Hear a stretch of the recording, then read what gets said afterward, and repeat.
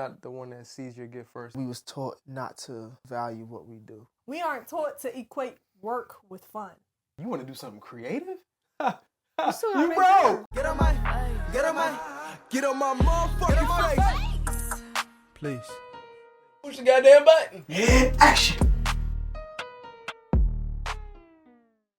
What's the question? It's not really a question. It's just a conversation around overthinking. I was talking about in regards of writing music, making music, just writing. We wanting stuff to be perfect or sound like the best. Mm-hmm. But as I've been listening to music as just a listener, people don't be saying nothing. Mm-hmm. Once I realized James Brown made a song, a 12-minute song about I need some pants, some clothes, and shoes. It's a good song though. Mm-hmm. But honestly, once I listened to I think it was when I was writing like all of those songs at once. Once I realized like one of my favorite songs by Omarion was "The Distance Between Our Bodies." Let me feel like I want to. Yeah, like it's literally he sings the same thing over and over again. And I was like, this song is fire. I love this song, but like this took minimal effort. And then I was like, I'm gonna see if I could do one of these. get one.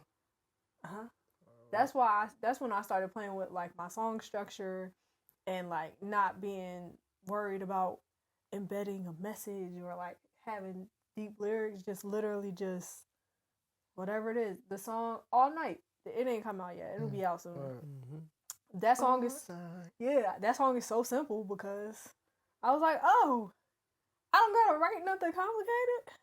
Yeah, that happened to me when we went to the Erykah Badu concert, and there was one song that she played that I couldn't remember what it was. It was either her or Mos Def when he was doing his little spin around, get your sexy walk on, whatever it was. And I'm listening, and I was like, I don't know why I thought that I had to speak some kind of prophecy and be all deep. I have no idea. People was making songs about wanting to drink on a Sunday. And I'm out here trying to be deep. For what? What? I feel like it wasn't, as far as like rap, it wasn't really too deep until it started being used as a way to like speak out against the system. Well, I wouldn't say that. I think it actually always started out kind of deep, but it was fun and like Fun was the priority. Yeah. I mean, you know your favorite line. Went to the store the other day and I lost my hat. But yeah, but there's also don't push me cause I'm close to the edge. It's like a jungle sometimes. It made me wonder how I keep from going under. It's like that's not it. They just said that in a fun way. It wasn't like that was the most happy. He said, I'm close to the edge. I'm about to lose it. Like that's not. He did. I mean, it's not a serious subject. I mean, it's a serious subject. I just got a question. He said, I'm close to the edge, I'm about to lose it. When I hear I'm close to the edge, like I'm about to jump off type. Rod Wave said... Yeah, he was talking about something different. Yeah. Same thing. He said, push me because I'm close to... So, like, when he said, don't push me because I'm close to the edge, I'm about to lose my mind. So I'm going... It's like how DMX has said, y'all gonna make me lose my mind. Up and hit. That was the equivalent. Like, you about to push me off the edge of my sanity. You on my last nerve. You jumping. And this one's is it gonna mess you up? I mean, Rod Wave, all he said was he got so high that he almost jumped out the window. Basically. Mean, but that was in reference of, like... What if he thought he could fly? And also still, like, you could still kill yourself on accident because you got too high. You thought you could fly.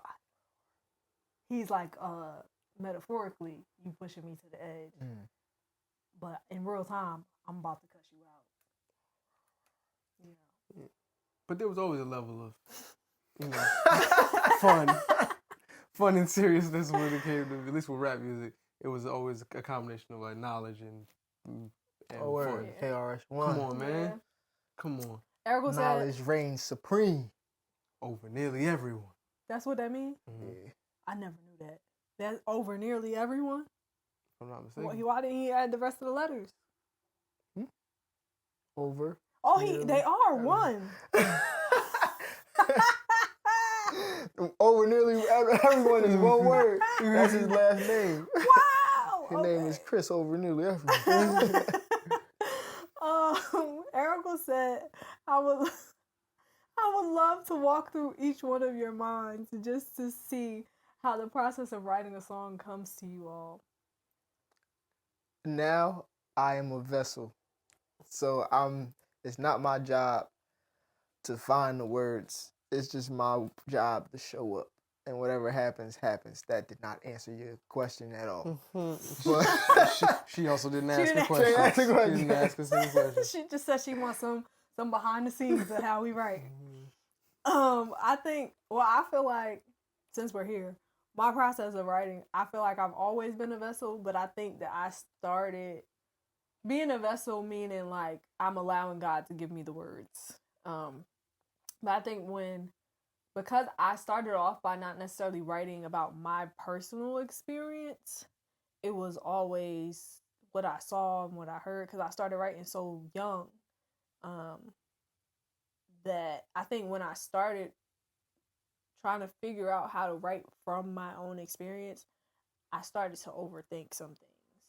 But I always loved words because I love lyrics. So all my stuff, even when I first started writing, it was a little wordy. But that's just like because I love words.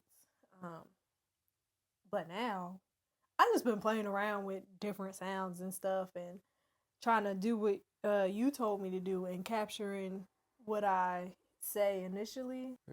Yeah. That's how I do it a lot of times when the first time I hear the beat, that's gonna be some of the coolest stuff that I do, and then after, well, not anymore, but how I used to write, that was the first lines, the first things that I mumbled that I heard were gonna be some of the coolest things that I did. So I had to make sure that I recorded it immediately so that I can remember it, because everything else was just me trying to find words that match that feeling. But now I'm just feeling. It's just a process of feeling. I know I spent a lot of time thinking, similar to you, writing about.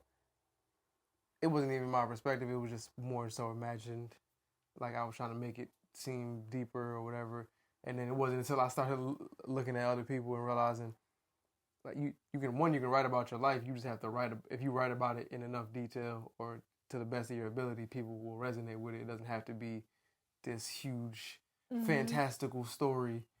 Because some people live very regular lives. They just talk about it in a cool way. Yeah. Went to the store the other day and I lost my hat. fedora.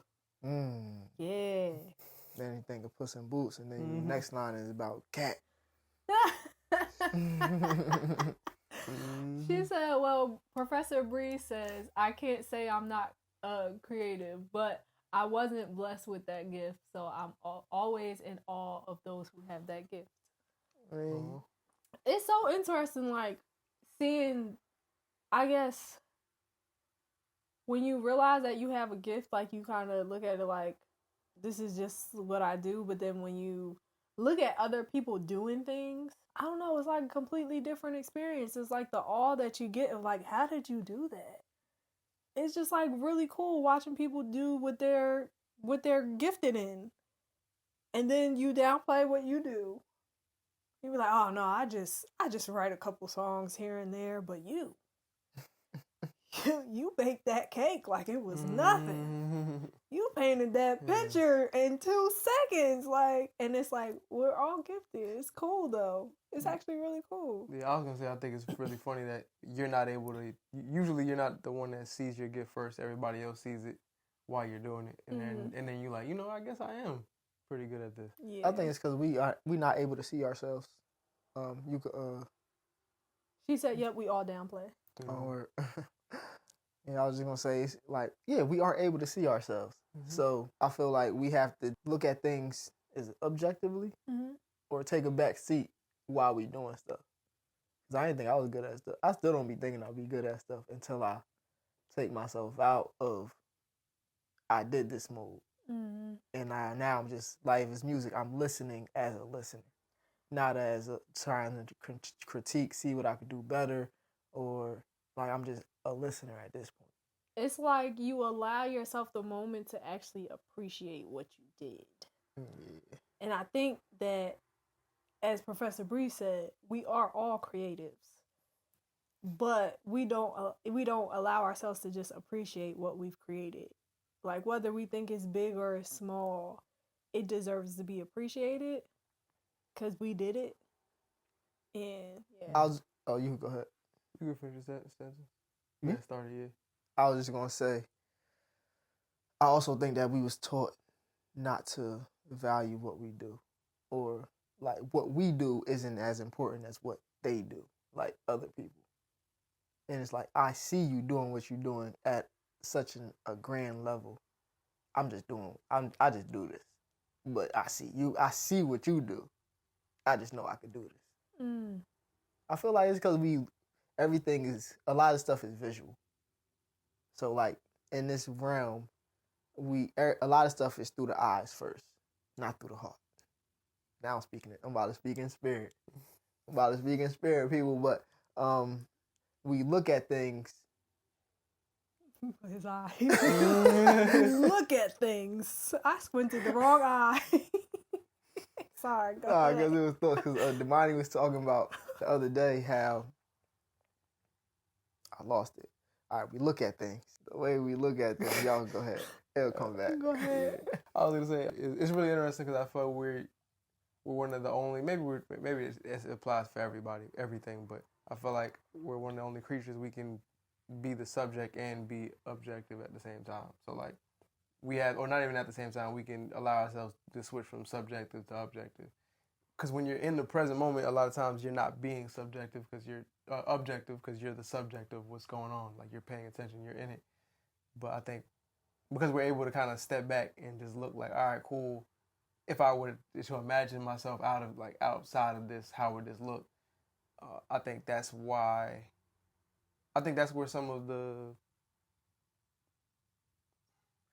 what am I trying to say? I think that's where so I lost it too. That's crazy. I think that's where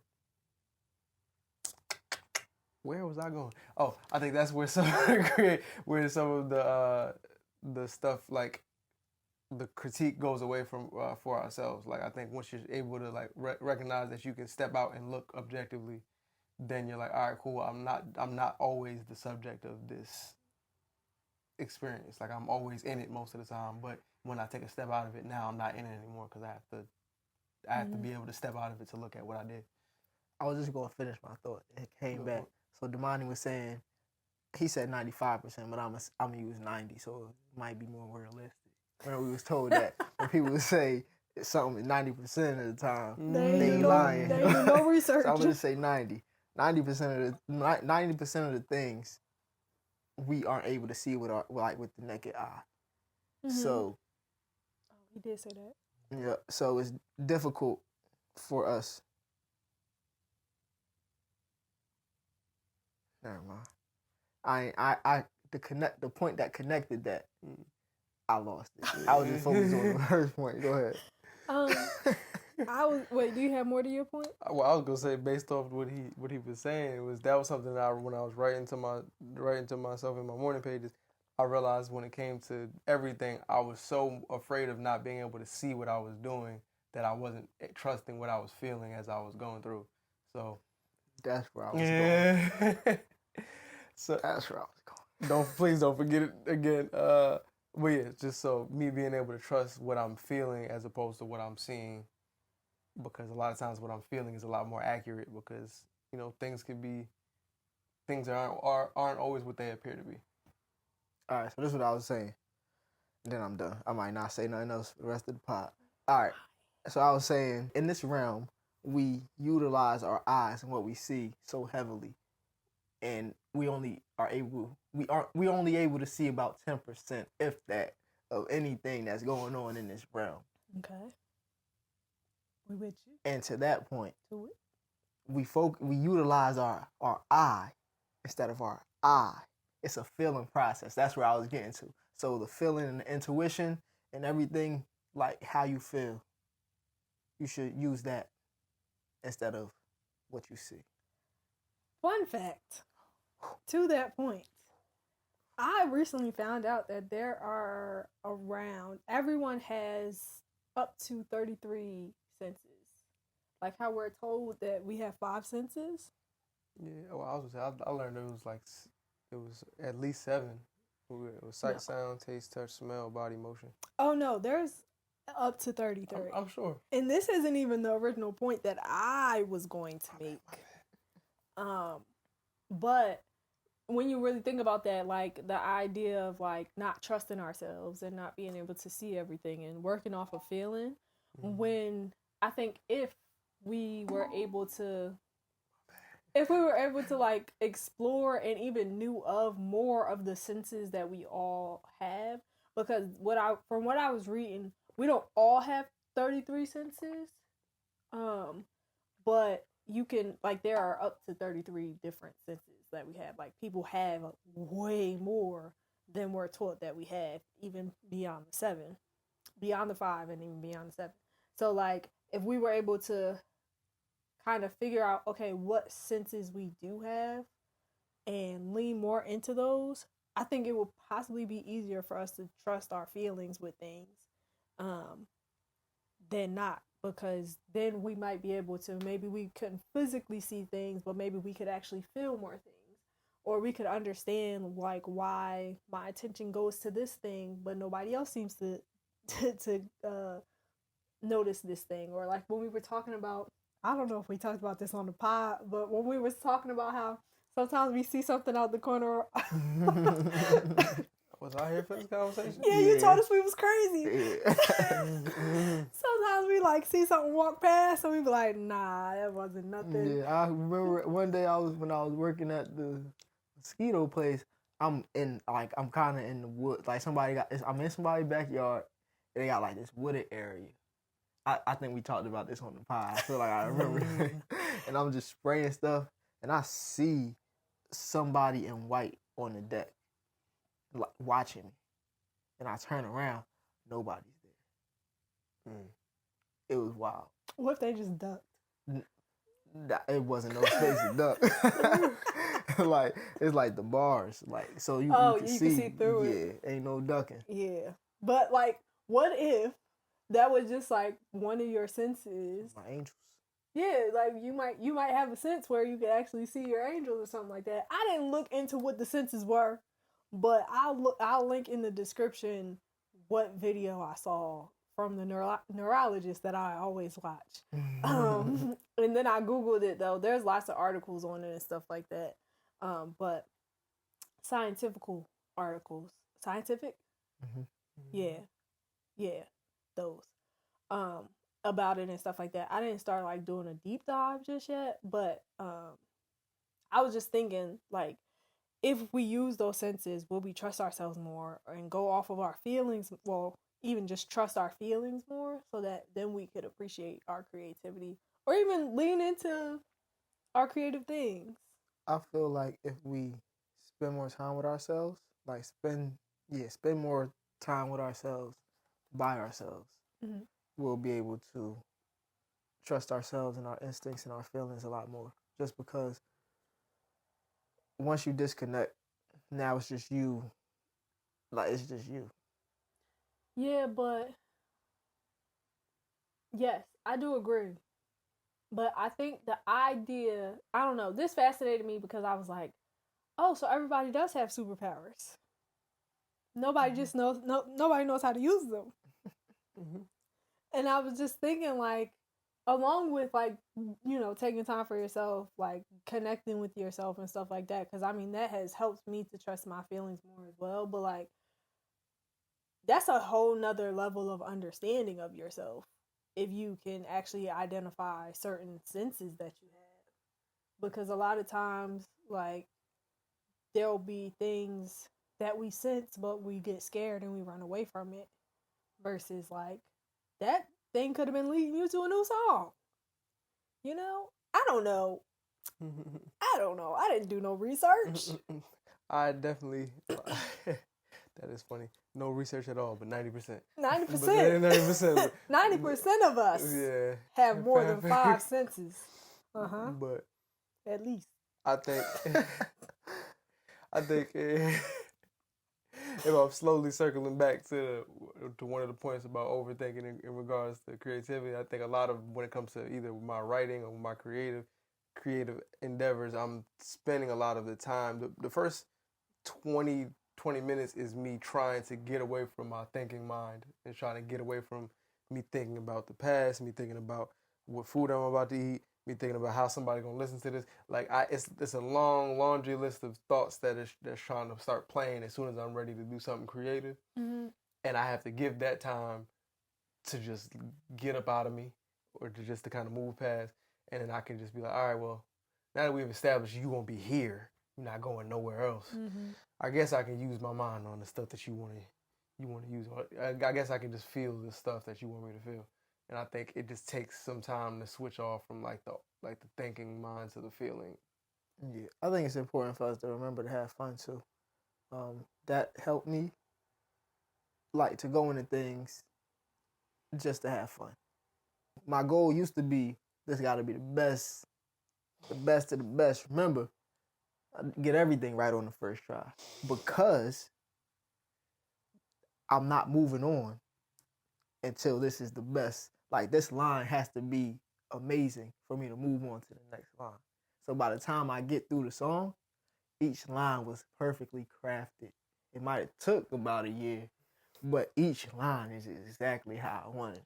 So now it's a thing of, my job is to finish. Like, my job is to show up, and while I'm showing up, the goal is to enjoy what I'm doing and finish. That's how you was writing? But a lot of my stuff, like, it came in, like, it didn't, typically it wouldn't just be just one line. It might be like a paragraph, but the paragraph is exactly how I wanted it, or I take out a couple words. Cause, like, I'll be freestyling until I hear something that I like, or I see something that I like. Then I just take it, insert it. Oh, so you freestyle, and then you were like, I'm gonna take this, and because this is the perfect line, and then you do that again to get the next line. Interesting. Yeah, mine was similar. I mean, it just took a little. I definitely used to obsess about making sure I got the right line, or if it didn't feel right following the first line, it's like, all right, nah, it's cool. I scrapped the entire thing. Maybe I'm trying to tweak it, and it would take a very long time. And I realized that's one way to create, like, doing something with the intention of, like, I still do it, but doing something with the intention of me listening, because that's really what it's like. It's like I'm listening until I hear something that piques my interest. That's how I usually do it. I just recently started doing it from the opposite end. So having an idea in mind first, and then molding it that way. Because otherwise, it'll take me a while for me to find some stuff. I might not say anything cool today. But if I'm going through the process and I have an intention first, for some reason the stuff just kind of falls into place a lot quicker. It's almost like I'm trying to accidentally stumble across something great that I didn't know was going to happen, as opposed to me going in there with the intention of making something that was going to be in this regard, in this feeling, in this whatever. I don't write like that. Mine was a thing that's, of, that's why you write in 2 seconds. I didn't even done. Like, what? The beat just started. What are we talking about? I ain't even seen the whole beat That's yet. what I'm saying. This is the intro. You're not supposed. This is where we talk. what? We talk on this part. But I was about to say, I didn't trust my writing enough. It took me the longest to even believe that I could write a completely different song on the same beat. Okay, now So, like, that if I had a beat and I made a song to it, this the song. this is the song. If I'm making another song, it has to be a different beat, because I didn't trust myself enough to be able to write another song to the same beat. Wow. Okay. Yeah. How I write. I don't write like that no more, though. 1, 2, buckle my shoe. Pretty much. 3, 4. Give me some more. Like, Pretty much. I mean, I would listen to the music. First of all, I didn't have music to start. So it really wasn't I'm freestyling till I find the perfect line, because I'm not writing to anything. Whatever comes to me, like, I am the melody and I am the beat. Like, the stuff in my head is going around whatever I'm saying. And I'm just, what I do is I listen to the beat, see where it takes me. And as I'm singing, I'll keep singing stuff over and over again. If I remember it as I'm going, then that means that this is the line for the song. If I sing that part again and then I go to the next line, whatever comes, this is the line for the song. I used to not edit my songs either. Now I'll go back and kind of tweak stuff a little bit, but originally was not going back and changing nothing because I'm like, this is it. This is the song. It's done. So I think that how you guys just explained your writing or your old writing. Mine is still, like, thinking about it, I still kind of write, I write the same way. It's just not, I'm not looking to be perfect. Actually, I still want it to be fire. I'm here to have fun. However I feel, that's how I feel. And I trust myself a lot more. The trust is the difference maker. But I think this is why, like, I don't necessarily be feeling like when I write certain things and I try to be cool, I feel like it always comes out corny. But I also am a little bit corny, so it still be working. Like, Get Out My Face, I felt like in my head it sounds so cool, but like I be like, oh, this kind of corny a little bit, but I like it. That's funny. Yeah, like for me, it felt like I couldn't move on to the. That's not so. There's so many rules that felt I had for myself in my head, but it felt like I couldn't move on to the next line until I got a fire line before it. And so if I'm writing it and I hit a wall because I can't think of what the next line is, I'm not moving on until I get the next line. Oh, maybe it's different for me because I'm singing it. So like I can sing it slightly different. Y'all do be singing. I'll be out loud. But y'all wasn't always singing. I was always. I was writing out loud all the time. Yeah, like I would sing my raps, and then I would rap it. Wow. Wait. That's like when I be freestyling, I be singing. Like what? What? Yo, I mean that makes sense for who you are as a person. Walking down the street. Walking down the street. You like you switch up? That's what you was doing? Yeah. Okay. That's why a lot of the songs now I'll be singing because I be singing. That's like crazy. Words don't come to my mind in rap form for some reason. I have no idea why. That's but so like weird. I didn't even think I could sing for real, so we gonna rap it. Mm-hmm. What? I never knew this. Yeah, that's interesting. I never knew. I've written in the same room as you guys, and never knew this. I never knew this is what was happening in your mind. Yeah, no, mine. I don't. I'm not singing it first, but words don't come to my mind first at all. It's always sounds, it's melodies, it'll be a flow, it'll be a cadence, and be like, all right, cool, that's a nice little. Okay, cool, I like that. And then it's like my brain's like, once I got that for like 2 seconds, it's like, what would happen if I go up? What happened if I go down? What would happen if I just completely jump to a different thing? And it's just like I start moving around like that. But it's I'm not singing it first, and then I'm just. But the melodies and the flows and everything, the sound of it was always first. If I'm actually writing, I could rap writing because I'm talking. But for me to feel it, I have to sing. For me to remember it, I have to sing. His R&B album is coming very soon. That's wild. Okay, yeah, I don't. It don't gotta be like a Whitney Houston singing, belting, but I'll be singing. Ooh. Yeah, I sing. Yeah, I don't know. I don't write how y'all write. This is now. I'm like, have I been overthinking it? Because it sounds like I haven't. Sounds like I'm the only one here who hasn't. But I had to start changing up the way I wrote just in general. I just wanted to, well, I didn't have to, but I decided I wanted to change up the way I wrote just to see what other ways that I can write. Because I kept telling myself I had to write in one way. And then I found out that was a lie. That was a complete lie. And then on top of that, I had to tell myself I don't have to write in any order, in any particular order, as long as it comes together in a specific order when I'm saying it. Mm-hmm. And then 2, I realized that I don't have to get the perfect line here. Like it's almost like I'm spending way too much time trying to get the perfect line and I'm missing everything that I could have gotten. Like like guys trying to write a million songs, and I'm hung up on the line of the 51st song that he asked me, and he like, I can't give you the next song until you finish this. So that's part of the reason why I write as much as I do now. But yeah, I just had to completely rework how I was doing it, because I'm agonizing over every bar, and then when it comes together, I'm like, that was beautiful, and then when it's time for me to go back and do another song, I'm like, ooh, that was a long process. Yeah. Oh, go ahead. I was gonna say, I feel like I don't write that way, but maybe I record that way. Like, I don't necessarily overthink when I'm writing. I think that there were certain boxes that I was kind of forcing myself to be in, because you're like, oh well, this is what R&B sounds like, or even if I'm buying beats, the beat is already in whatever structure, and I still might like switch it up a bit, but for the most part I was inside this box. But then when I started making my own beats, or actually no, before I started making my own beats, when I just decided I'm just going to write how I want to write and see what happens, that's when I started writing like how energy, what sounds like the chorus, is actually the first verse. It's the whole first verse.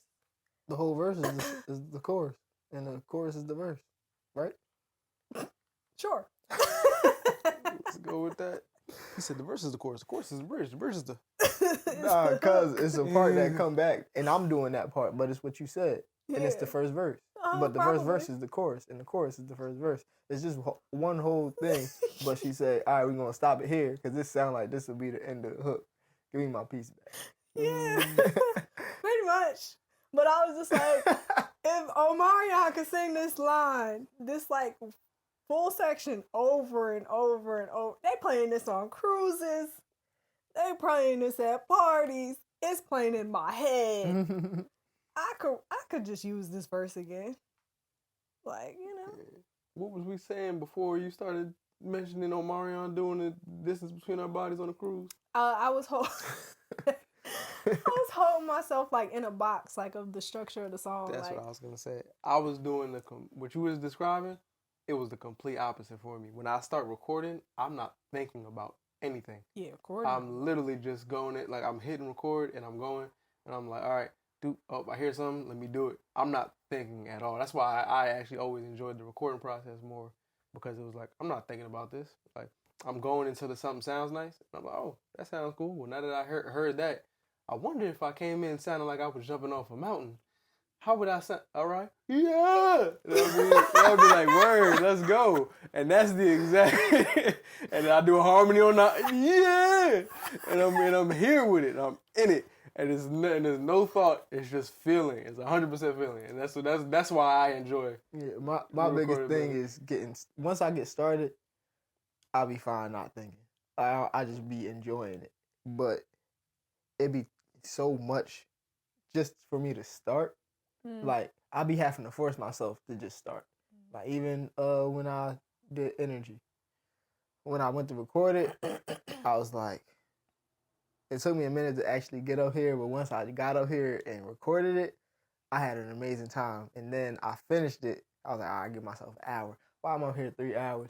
Because I'm like, nah, that's I ain't ended right. So like the last like 4 bars or 6, I don't know, I scratched it. And then I was just sitting here, I was writing. And then I did it justice. And then I came back the next day, and I did my ad-libs. I still got to re-record it, but yeah, I said all that to say I'll be doing a lot more thinking before I start, because I'll be trying to talk myself out of it or think myself out of doing what it is that I want to do. Why we don't think we supposed to have fun or enjoy life? I don't think that it's always that. I think that in a lot of ways, we don't know how to have fun with things that we decide is work. Just like when we're talking about, when I was saying, like, I was putting myself in a box when I was like structuring or recording the song, as far as like R&B or this is what it's supposed to sound like. I think that we do that in the things that we're like, okay, this is something that I'm passionate about. This is something that I love, but I also want to make this a career or make money from this, or I want to get traction somehow using this thing. I think then we flip it and make it work. This is probably what my therapist was telling me. It starts to feel like work at that point. So then we in this country, I don't know how other countries are, but we aren't taught. I almost said trained again. We aren't taught to equate work with fun, right? Especially in creative endeavors. Like we are taught that a lot of people, it's like you don't get recognition until after you pass, or like you're taught to like you can't have fun now. You gotta like hustle, and then later on you can have fun. Or like this is a serious thing. Like of course you don't want to like screw up your opportunity or whatever. So in some ways you want to take it seriously, but like allowing yourself to just kind of let go and immerse yourself in the moment of you doing what you're passionate about, I think it gets lost in the idea of like I have to make money off this, or this is work. This is my career. Yeah, I was just about to say one thing that I was thinking about that you made me think about with what you just said was just because we're having fun doesn't mean we're not taking it seriously. Right. I feel like the fact that we're able to have fun is going to allow us to, one, create something way better than it was if we was being so serious and taking everything so serious. I feel like the play in life is where the magic is. Because if you're having fun, you're not really thinking about what you're doing. Mm-hmm. So if you're having fun, it's a lot easier to get in a flow state. And at this point, you're actually a vessel because you're just being, you're just existing. Whatever God got for you for this, whatever this is, it's going to come through you. But it's not up to you to make sure it happens. I won't say that you're not thinking. I'll say that you are allowing yourself to think creatively or think with your creative mind. I think there are times where we kind of tap into our creative mind, but we don't let the creative mind go first. Like, be free in what we do a lot of times. Because, like, even when you think about something that you are working on, it's not always that, or if you're in flow, it's not always that you're not thinking. It's just that you're allowing yourself to explore more ways of solving whatever problem or getting the thing done. Or like when you feel like you're in flow to the point where like these thoughts aren't necessarily just coming from me, then I think it's like you are just connected to like the source. The source. But like at that point, it's not that you're not thinking, right? Mm-hmm. You're just on one accord with God. The source. The source. The source. All right. Go ahead. But yeah, you're just on one accord, and I think that that's like the thing that when we don't have fun, we don't allow ourselves to connect. And when we do have fun, we do allow our creative mind into the room, our inner child into the room. Like, I think at that point, that's when you're able to connect with God, connect to the source. And the source. All right, I gotta say it that way every time. My bad. The source. And I'm not gonna do it. That's where the source. I'm sorry. I knew you was gonna do that.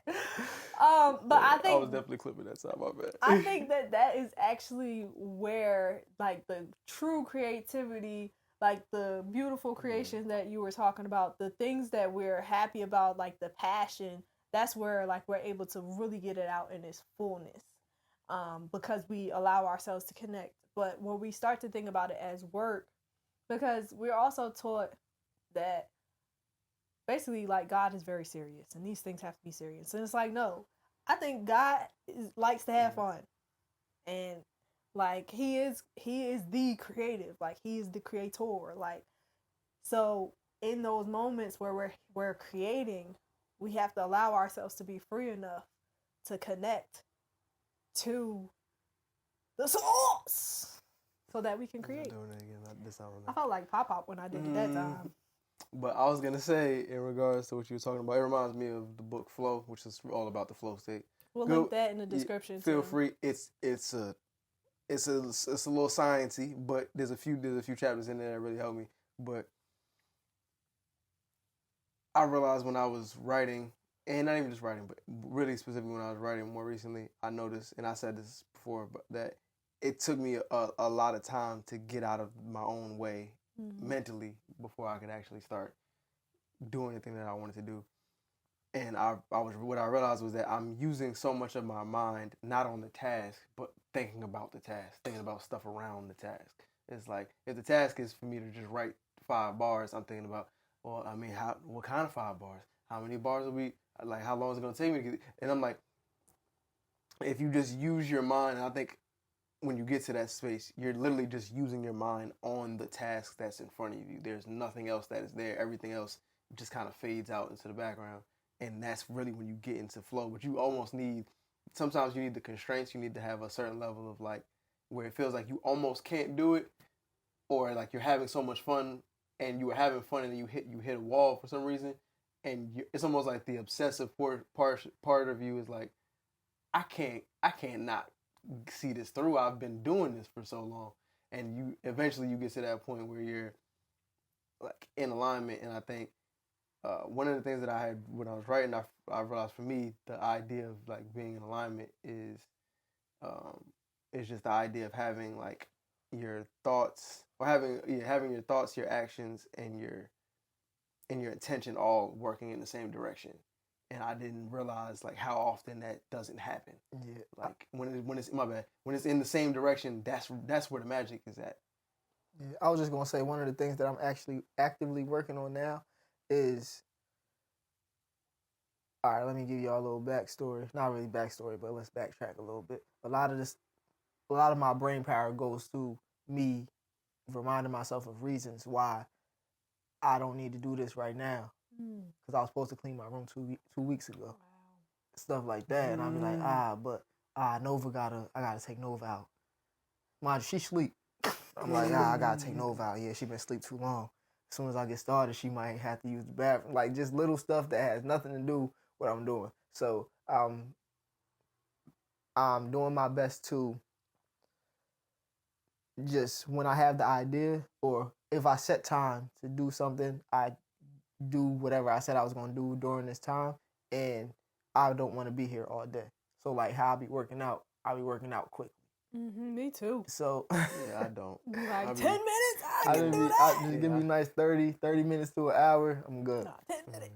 But 30-second workout. But no sweat. Sorry. do my best to not really waste time. I know what I'm supposed to do. So again, just show up and have intention to finish. And be all in while I'm doing this for whatever amount of time I'm doing this for. Y'all are making me, I think, finally understand why I feel so tired. So, between you saying, what'd you say? Being on one accord is when your mind, your thoughts, your actions, and your intention are all moving in the same direction. I was saying being in alignment. Being in alignment. Sorry, I was thinking one accord with the Creator. The source! Hallelujah.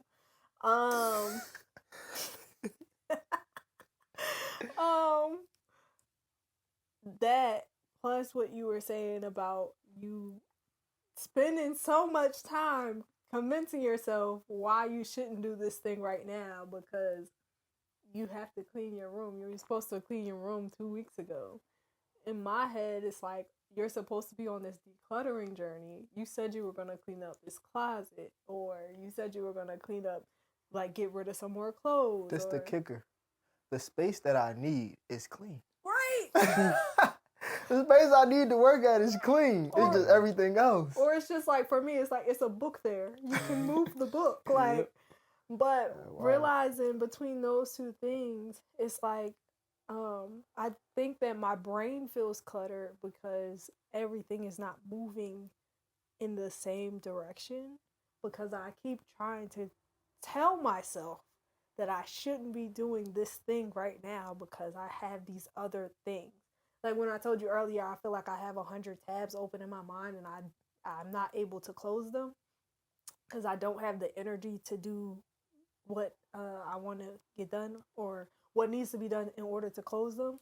Is because like my thoughts, my actions, and my, what is the last one? intentions yeah. are not in alignment. It's like different. It's so many different things.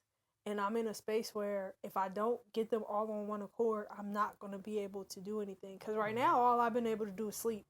Because the process of me convincing myself that this is not what I'm supposed to be doing right now, or I can do it a little bit later, or, this other thing needs to take priority because that's, we still got a household to hold together, is draining me. Yeah, yeah, yeah. And I know and I know that feeling all too well. And I was gonna say I also know that like I've been like this week, even literally this week, I'm going through my morning pages. I'm writing. For those of you who haven't done the artist way, it's just pretty much every morning you wake up, you write 3 pages.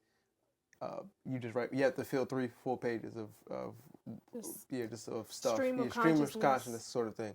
We'll link that below too. Yeah, so I'm in the middle of writing in my mind because I've done this before. I'm thinking, all right, cool. I'm supposed to finish this by 5:45. Then I'm gonna go ahead and do my yoga, do my meditation, blah blah, right? And so I didn't realize until this week that as I'm going, I'm writing. I'm like, yeah, you're not even really writing right now. Like your mind is thinking about the 5:45. And I'm not paying attention to anything that I'm writing. I'm actually not even here. I'm just like, all right, cool. I'm thinking about everything that's not what I'm doing right now. I'm thinking about doing yoga. I'm thinking about meditation. I'm thinking about I'm gonna have to move the car. And it's like, yo, you already decided you was gonna be here. Like, you don't need to try and force yourself to write faster so that you can not be here anymore. You literally decided, hey, you're gonna wake up and you're gonna fill these 5 pages. There's no need for you to run, not 5 pages, 3 pages. There's no need for you to run through this. There's no need for you to run through all of these pages. So I hear what you're saying. So should I not be planning my day out in my morning pages? I feel like you can if that's what you're thinking about. I'll be thinking about that stuff, so that's what I'll be writing about sometimes. Or sometimes it just be like random stuff, but also mixed in. I'll be like, you know what, I'm going to do this today. Blah, blah, blah, blah, blah. I don't think it's a matter of should or shouldn't, but I do know for myself that there's been times where I'm writing and I'm not thinking about what I'm writing at all, which isn't a bad thing, but I'm not thinking about it. And then by the time it's almost like I wake up mentally, I look down and I'm like, I wrote 4 sentences and I have no idea what I was thinking about something totally different. What were these 4 sentences that I just wrote down on the page? I'll be like, ... lost my thought. Okay. But I don't even do that. But and I'll look up and I'm like, what the heck? And it's like I had words, I had a thought that I was following before, but all of a sudden, as soon as I'm go down to sit and write these words, I'm thinking about everything else. And I mean, I know that Stephen Pressfield talked about that in the World of Art, talking about like resistance. Like, the second you sit down and do anything creative, everything that's not creative comes in and it's trying to tell you, hey, you should really be doing this. Hey, you should really be working on your taxes right now. Hey, you should really be. And it's like, yo, I understand. I know at some point I will, but we have allotted 30 minutes to just sit here and work on this. Why are you talking to me about, it's almost like if somebody was there, like, why are you talking to me about this right now when in 15 minutes we can talk about that as long as you want to talk about it. But and the irony is that when it's time, when the creation is done, you don't even think about that stuff anymore. Like, you don't even, like, all of this stuff about taxes, taking your dog out, it don't cross your mind at all once the time is done. But the second you like, I'm gonna sit here and I'm just gonna do this, your mind be like, you didn't do the dishes yet. Yeah, but you wanna do something creative? You broke. You're creative. You're hungry. Like, what are we, like, hold on, what are you talking about? I have money. I just ate. What are we talking about? You said you're broke. That's how my mom be just jumping. Wow. It'd be like just saying outlandish stuff, and I'm like, nobody asked you for this. You gotta pay for peace. I'm like, what is this? You. Wow. Yeah. But that is literally overthinking. Mm-hmm. And I think that, that's what's been draining me lately.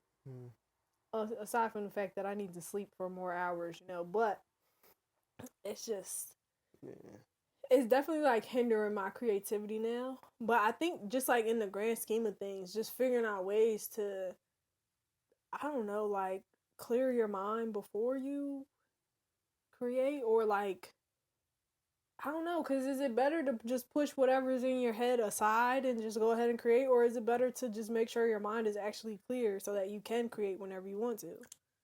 I think it's just my bad. You can go ahead.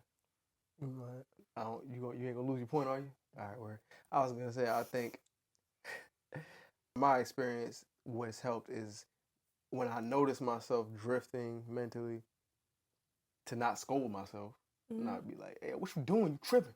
Just to be like, I definitely I took a step too far to the left. Let me just go back and just consistently do that, and then eventually my mind be like, "All right, I get it. We gonna be here for 30 minutes."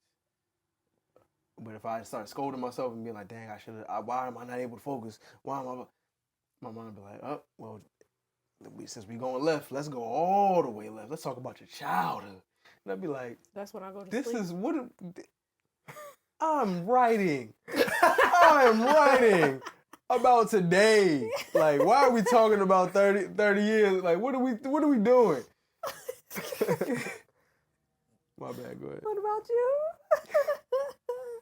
I'm writing. Ask your question again. Is it better to just like kind of push this stuff to the side in your brain so that you can create, or is it better to like just actually clear your mind before you start creating so that you can create whenever you're ready, like whenever, wherever you're ready to create? Is this question connected to something we've talked about? I was talking about my mind being cluttered. And when you were talking about you convincing yourself not to do this because you got to clean your room and stuff, yeah, that. Or Okay. my answer's still the same, but I was just curious. So my logic is to just show up. Like, what's important is to show up. I don't give myself like. Typically, I might tell myself I'm gonna be here for an hour, but if I go past the hour, I don't necessarily have a cutoff time. My cutoff time is when my mind starts to drift. Like when I'm no longer paying attention to what I'm doing, that's when I'll be like, okay, it might be time to stop, or it might be time to take a break. So my biggest thing is just showing up and getting started. Once I do that, however long I'm here for, that's how long I'm here for. Okay. So, am I pushing the stuff to the side, or are you like resolving the stuff beforehand so that your mind is clear? Oh nah, once I get started, nothing matter but this. So you push the stuff to the side, and then we can finish. We could do that after I wake up. Yeah, and we can start again tomorrow. I'm gonna clean my room tomorrow. That's how I go. But I'm gonna finish this painting. Yeah, and B is, I'm spending the first few minutes pushing stuff. Just like, nah. And eventually I'm, all right, we here now. And it took a little bit of time, but I came to my senses. Is that when your 30 minutes starts? That's when it feels like I'm actually here. Like, even when you're saying like it's about showing up, for me, it's not just about showing up, because I can show up in the room and go to sleep, and I can be BSing and I can not really be there. It's about me showing up and me actually like doing this, like just deciding that, all right, I'm doing this with everything that I have. And once I get to that point, I'm good. But earlier, I'm thinking about everything. I'm like, I know there was a beef. Let me see what's going on with the they talking about it. They talking about this song went blah. I'm like, bro, this got nothing to do with you. Okay. What about you? I think for me, it's important that I intentionally place myself in a space that has no distractions, so that I don't think about all of the million other things that I have to get done. Because what I'm finding is, if I do, me trying to clear the tabs before I get started on anything is draining me. You just go do what you used to do. Just open a new tab. Yeah, but that's the problem. I got too many tabs open now. And I think it's also like it's been a lot of like heavy transitions as far as like schedules and mental capacity and like the way that, I guess, the time and space that I have to do things. Since starting working again. So it's just like I'm thinking it will be a quick adjustment, but the things that I used to be able to just that's it. I had a whole year where I could just clear the tabs and then I just focus on everything that I wanted to do or that I wanted to get done creatively. And now I'm in a space where I don't have the time or energy to actually clear all of these tabs or any of these tabs right now. And it's been interrupting my creativity because now it's causing me to overthink because I'm thinking, oh, maybe I should do this instead, or thinking that like certain things that we do take so long time. But then there's other things that we do that literally could take 5 minutes. But then I'm like, well, did I actually do enough stuff? Because now I'm tired, but I could have actually done 3 songs instead of like, because I'm right now, I just need to like work on a little, cleaning up the mix a little bit for the songs that were already done. So it's like, oh, I could have done 3 songs, but I'm tired. I don't think you need to worry about how much. Like, you don't need to put a number on it. I think you just need to do a little bit at a time. I'm trying to do everything at the same time and clear the tabs. Yeah. And that's why, okay. Yeah, like one of the downloads I got recently, it was funny. I wasn't even supposed to be doing this, but it was about 7 a.m. and I'm washing dishes. I looked at the sink and I was only supposed to wash like 2 things because that's all I needed. I was happy that day. Yeah, I know. Who did this? Who did this? Yeah, I was only gonna wash 2 things. I was gonna wash a cup and a measuring cup, and then I washed one. It was one bigger mason jar, and it was one small measuring cup. So I'm washing it, and I'm like, all right, let me wash this here, let me wash this here, and then I felt myself like getting annoyed.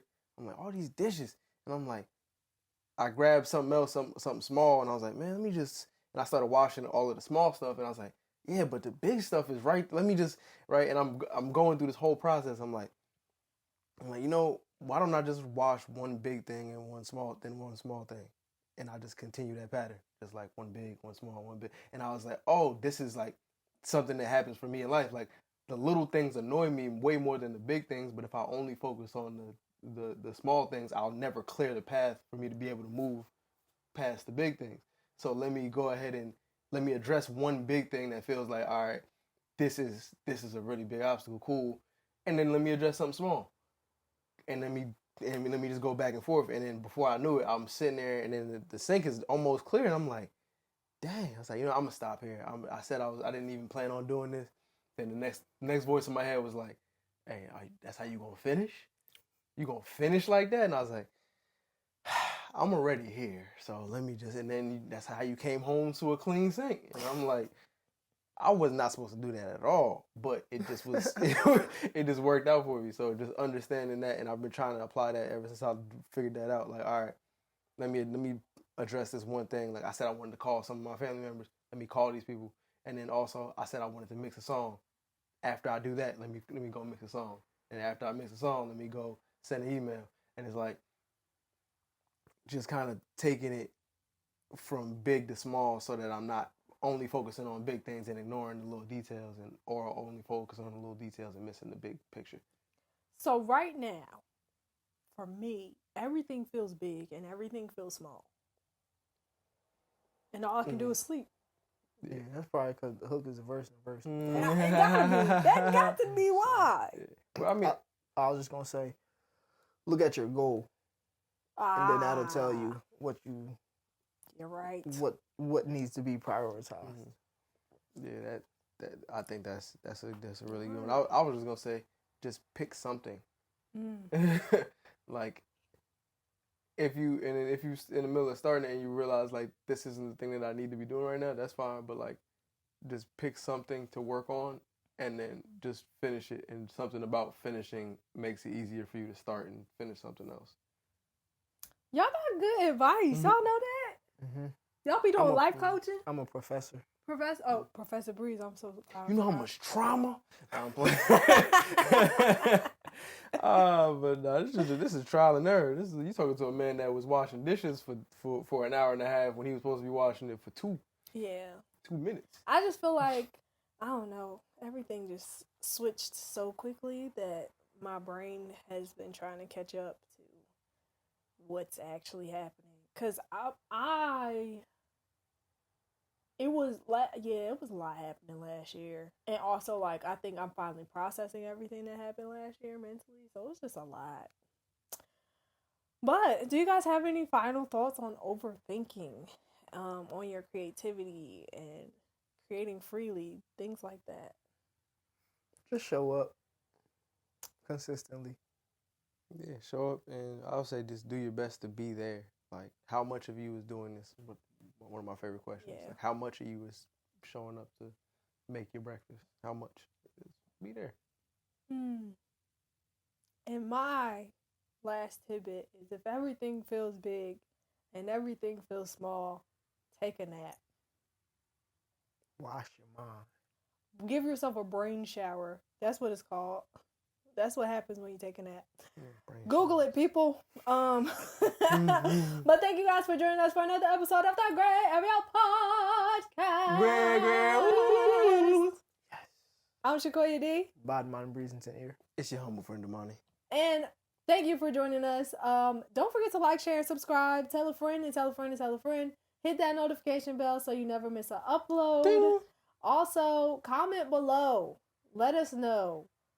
What are your thoughts? Do you often overthink when it comes to your creativity? Do you have ways that you, I guess, like give us some tips. How you be stopping the overthinking, if you do. But comment below, let us know, or just say hi. And join our Patreon. If you want to join us, watch this podcast live, as well as join us for other things in the Grae Area. Join the good people. Our Patreon is linked in the description below, as well as all the other things that we have going on. We have art, we have music, we have notebooks, journals. We have journals. And yeah, I'm gonna go take a nap now. We will see you guys next week. Bye! Adios. Stay blessed. Stay black, people. You say what? And know yourself. Know your worth. Jukebox, hit me with another jam. Get on my face. Get on my motherfucking face. Please. Push the goddamn button.